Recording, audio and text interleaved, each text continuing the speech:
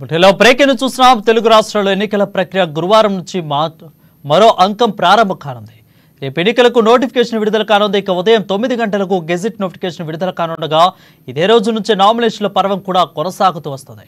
ఇక అదే రోజున 4వ విడత లోక్సభ ఎన్నికలకు నామినేషన్ల ప్రక్రియ కూడా గురువారం నుంచి మొదలు కానుంది. ఏపీ, తెలంగాణ సహా 10 రాష్ట్రాల్లో 96 ఎంపీ స్థానాలకు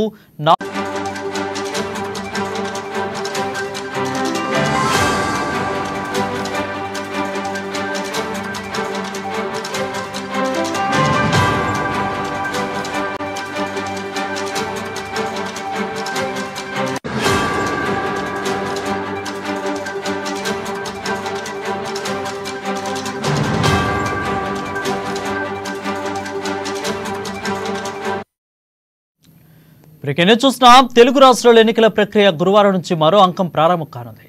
రేపు ఎన్నికలకు నోటిఫికేషన్ విడుదల కానుంది. ఇక ఉదయం 9 గంటల నుంచి గెజిట్ నోటిఫికేషన్ విడుదల కానుంది. ఇక అదే రోజున నుంచే నేషనల్ పర్వం కొనసాగనుంది. అదే రోజున 4వ విడత లోక్సభ ఎన్నికలకు నామినేషన్ల ప్రక్రియ కూడా గురువారం నుంచి మొదలు కానుంది. ఏపీ, తెలంగాణ సహా 10 రాష్ట్రాల్లో 96 ఎంపీ స్థానాలకు 4 విడతల్లో ఎన్నికలు జరగనున్నాయి. రేపటి నుంచి నామినేషన్లు స్వీకరించనున్నారు.